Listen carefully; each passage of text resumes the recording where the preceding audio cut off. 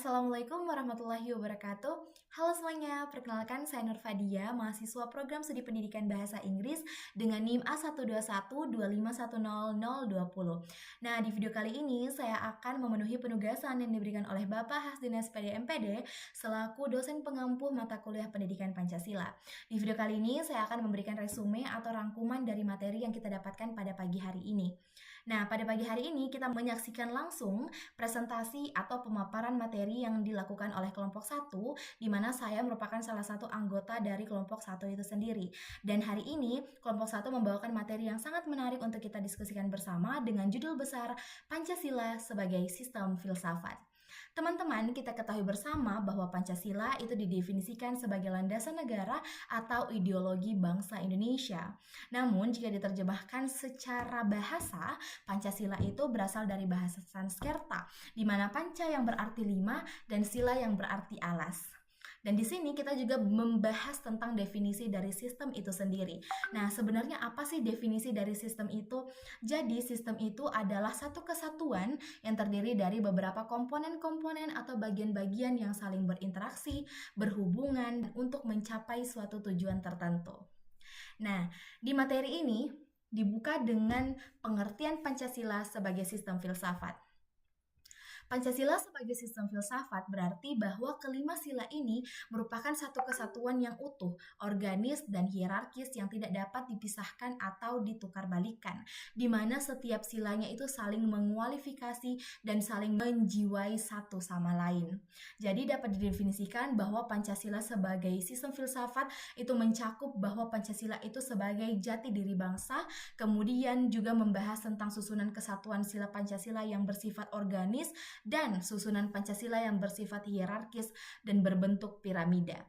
Jadi maksud dari susunan Pancasila yang bersifat hierarkis dan berbentuk piramidal ini maknai bahwa Pancasila itu bersifat hierarkis piramidal menunjukkan adanya urutan logis, di mana sila pertama yaitu ketuhanan yang Maha Esa menjadi basis terluas yang menjiwai semua sila di bawahnya. Dari kelompok 1 juga memaparkan tentang konsep dasar filsafat Pancasila. Konsep dasar filsafat Pancasila ini membahas tentang monodualis, sifat kodrat manusia, dan kedudukan kodrat manusia. Yang pertama kita bahas tentang monodualis susunan kodrat manusia. Konsep monodualis berarti manusia itu merupakan satu kesatuan yang memiliki dua unsur yang tidak dapat dipisahkan, dan dalam filsafat Pancasila, manusia itu dipahami sebagai makhluk yang memiliki dua susunan kodrat, yaitu jasmani dan rohani, dan yang kedua adalah individu dan sosial. Yang pertama, manusia terdiri dari unsur jasmani atau fisik seperti tubuh, kebutuhan makan, minum, dan juga istirahat. Namun manusia juga memiliki rohani seperti pikiran, perasaan, atau kehendak, dan juga hati nurani. Kemudian yang kedua, manusia bersifat individual sekaligus makhluk sosial. Sebagai individu, manusia itu memiliki hak, keinginan, cita-cita, dan kebebasan pribadi. Dan juga manusia sebagai makhluk sosial itu artinya bahwa manusia itu tidak dapat hidup sendiri. Kita membutuhkan orang lain untuk bekerja sama, berkomunikasi, dan memenuhi kebutuhan hidup kita. Kemudian yang kedua itu membahas tentang sifat kodrat manusia. Jadi kodrat manusia itu memiliki dua sifat yang menyatu, yaitu makhluk pribadi dan makhluk Tuhan. Sebagai makhluk pribadi, manusia memiliki kebebasan untuk berpikir, memilih, dan juga bertindak. Dan juga manusia sebagai makhluk Tuhan yang Maha Esa, artinya manusia itu adalah ciptaan Tuhan yang memiliki keterbatasan dan harus tunduk pada nilai-nilai moral serta ajaran agama. Dan yang terakhir itu membahas tentang kedudukan kodrat manusia. Kedudukan ini bersifat ganda, yaitu sebagai makhluk pribadi yang berdiri sendiri dan sebagai makhluk Tuhan dan anggota masyarakat. Sebagai makhluk pribadi yang berdiri sendiri, itu artinya manusia memiliki harkat dan martabat yang tinggi. Jadi setiap manusia memiliki hak yang sama dan harus dihormati tanpa membedakan suku, agama, ras, ataupun status sosial. Sementara sebagai makhluk Tuhan, manusia memiliki kewajiban untuk beriman dan menjalankan ajaran agama sesuai dengan kepercayaan masing-masing. Dan poin yang terakhir adalah landasan filsafat Pancasila.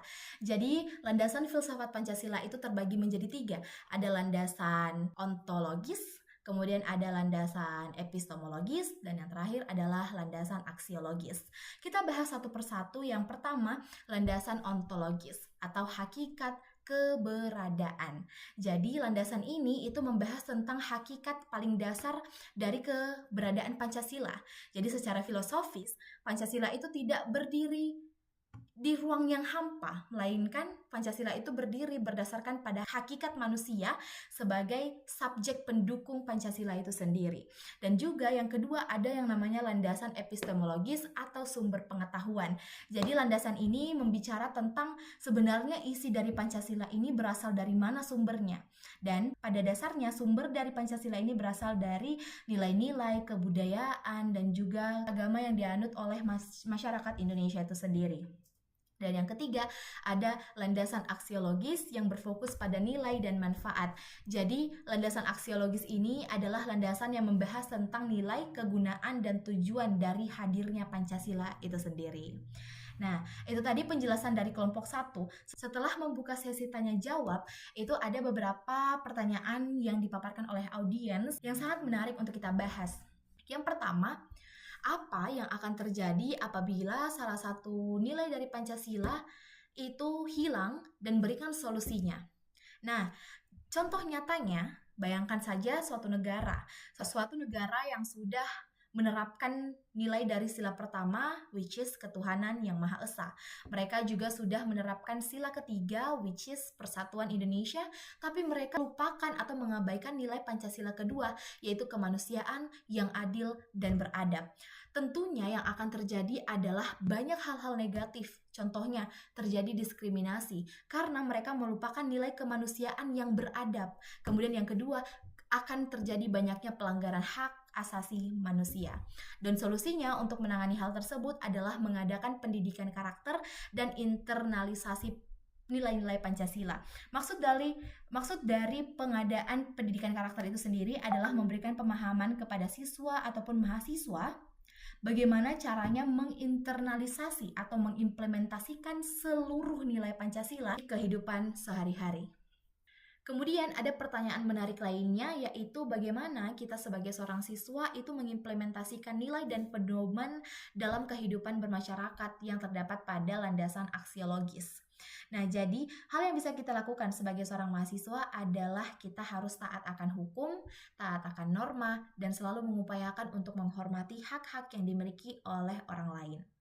Dan yang ketiga, ada pertanyaan sangat menarik, yaitu apakah Pancasila itu benar-benar sebuah sistem? Jawabannya yes, Pancasila is a system. Why?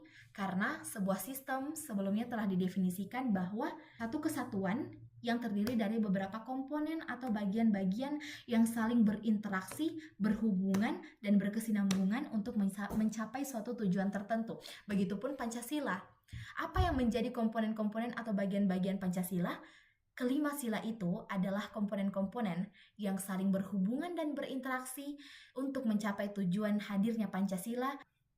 Dan yang terakhir, itu pertanyaan tentang apakah Pancasila merupakan hasil dari filsafat? Tentu saja, filsafat sendiri didefinisikan sebagai cara manusia berpikir secara mendalam. Perumusan dari Pancasila itu sendiri, teman-teman sekalian, adalah perumusan yang didasari oleh kebutuhan masyarakat Indonesia pada saat itu. Dan juga Pancasila ini dirancang dari ke-9 panitia dengan pola pikir yang mendalam karena memikirkan apa-apa saja kebutuhan yang dimiliki oleh masyarakat Indonesia, sehingga dikatakan Pancasila merupakan hasil dari filsafat karena Pancasila merupakan hasil perumusan yang dipikirkan secara mendalam dan terperinci.